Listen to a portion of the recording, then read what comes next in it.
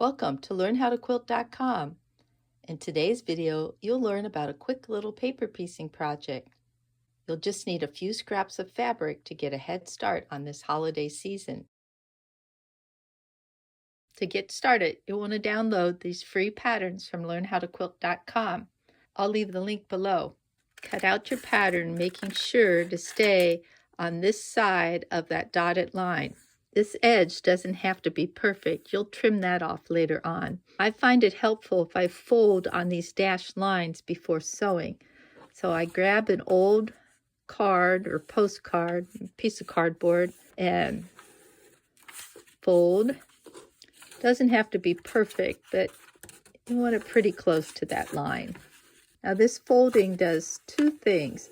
One, it's going to help with the fabric placement later on.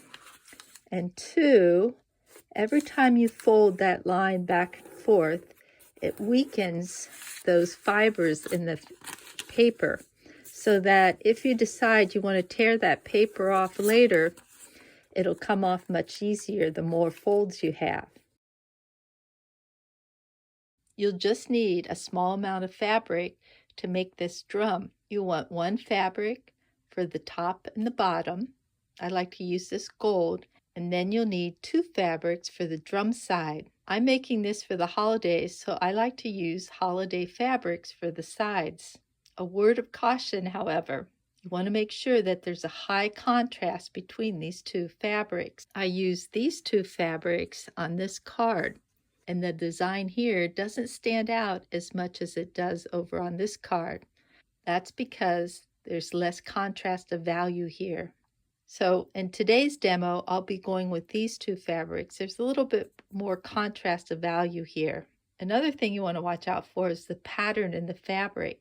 This pattern gets broken up in these small triangles. This small print works much better. When you paper piece, you don't have to worry about cutting the exact shapes out. As a matter of fact, for this project, I like to use strips. And these strips should be about 3 inches wide. For the top and the bottom of the drum, I'll need 2 strips. This strip should be wide enough to cover this section and this 1/4 inch seam allowance on the edge, plus you'll need seam allowance over here. So it should be maybe 1 inch or so wide, and it should be at least as long as this. So once again, it doesn't have to be perfect. So if I've got that piece of paper down there, and I'm just going to cut a section this size, just make it easy, and that's way more than enough. If I want to speed up the process of cutting it, I'm going to just rotary cut right through there, and I've got the piece for the top and a piece for the bottom. Now there's one more piece of fabric that you'll need, and that's these pieces on the side. I've made those the same colors as background. So here's one piece, then there's another piece. Now before I get started sewing, I want to make sure that all of this has been pressed. As a matter of fact, it's a good idea to press it before cutting. But since this cutting didn't have to be precise, you can get by with pressing now. When sewing this paper piece pattern, you'll be putting your fabric on the back and stitching on the front. This may be confusing at first, but once you get used to it, it's easy.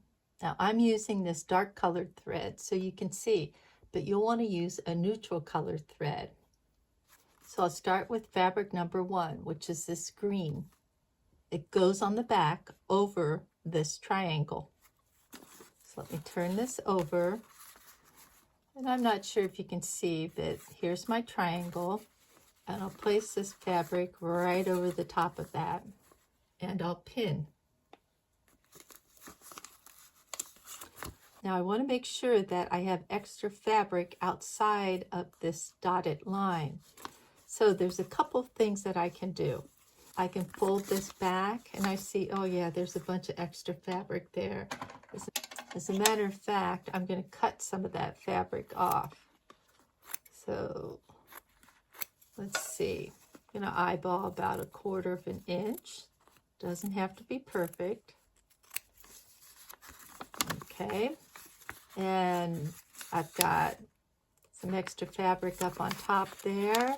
I've got some extra fabric on the bottom here, and I'll come over here and let's see. I'll do the same thing. I'm going to eyeball about 1/4 of an inch and trim that off. Now another way I can do this is I can take a light source, either hold this up to a window or place a flashlight behind it. And you can see here from the shadow that I've got extra fabric all the way around. Fabric number 2 is going to go right here, but it's going to go on the back. So let me hold on to that. Fabric number 2 is right here on the back. It's going to end up looking something like this. But in order to sew, I've got to put right sides together. So I'm going to put those 2 sides together like that. I'm going to line that up along the edge here. That's why trimming makes it a little bit easy. And I'm going to come back over on this side, and you see this dashed line here? That's where I'll be stitching. But before I stitch, I want to make sure that I've got enough fabric that'll cover this space. So I'm going to fold that back like so. And one way I can check is, here's fabric number 2. I fold this up. I can trim this off, eyeball that 1/4 inch right there. And you don't have to trim this off, but it makes it less confusing if you trim. I'll fold this back and eyeball that 1/4 inch right in here. Oops. And trim that. And if I want to really make sure that I've got everything just so, I can take that light source, either hold it up to a window or put that flashlight behind it. You can see that there's a shadow all the way around this triangle. So now I'm ready to sew. I'll be stitching between fabric number 1 and number 2 on this dashed line here. I want to start 1 to 2 stitches before the line and end 1 to 2 stitches after the line. Some folks like to draw that line out like so before stitching, but I usually just eyeball it. Take this out. I'm just following that dashed line.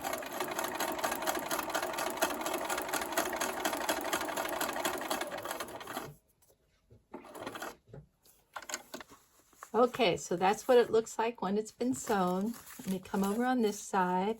I'm going to fold that back, and I'll finger press that in place.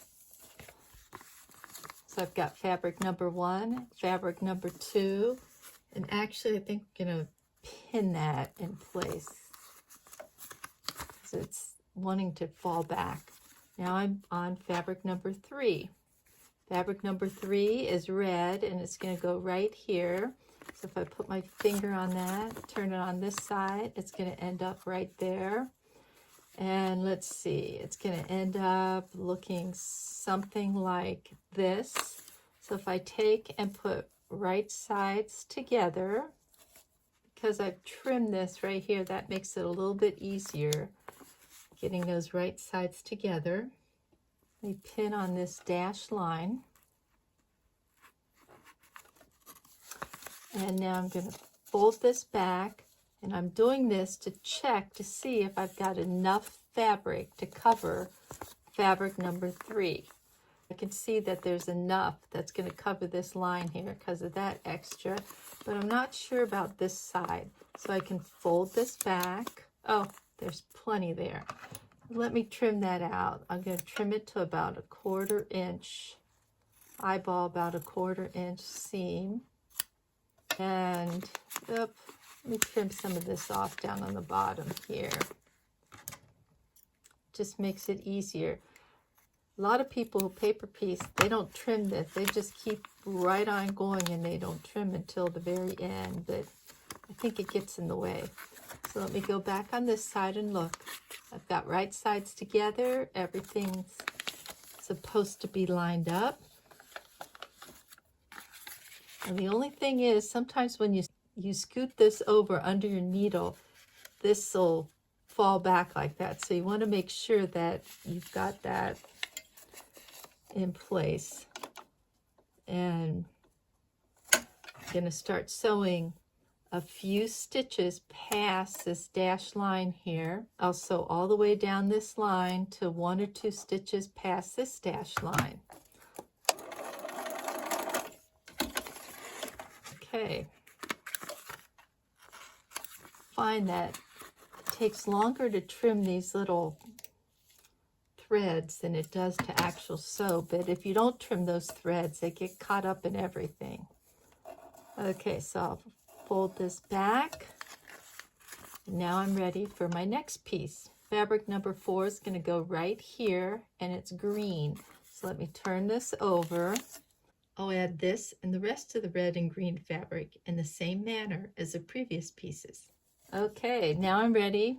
Fabric number 8 and 9, which is this white fabric. So it's going to go right here. And I know that I have more than enough fabric here. So let me turn this over.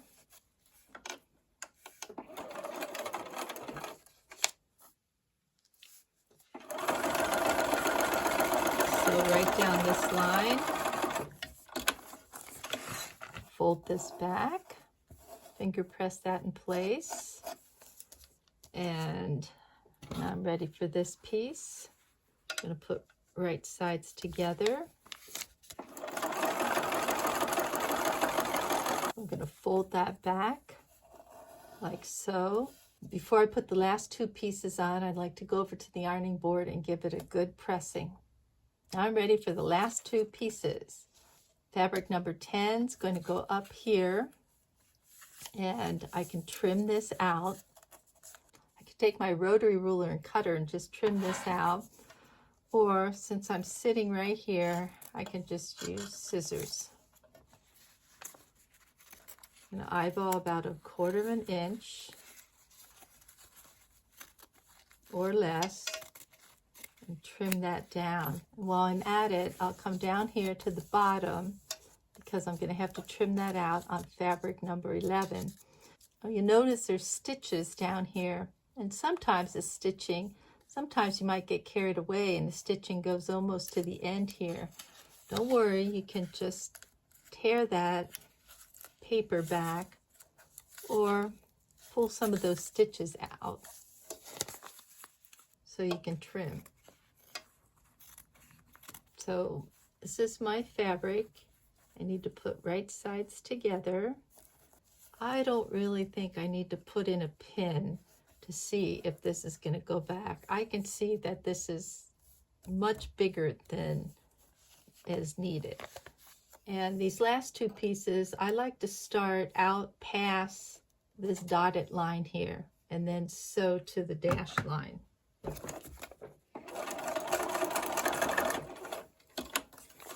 Take that over and press it in a minute. Let's do the same thing here. Put right sides together and stitch.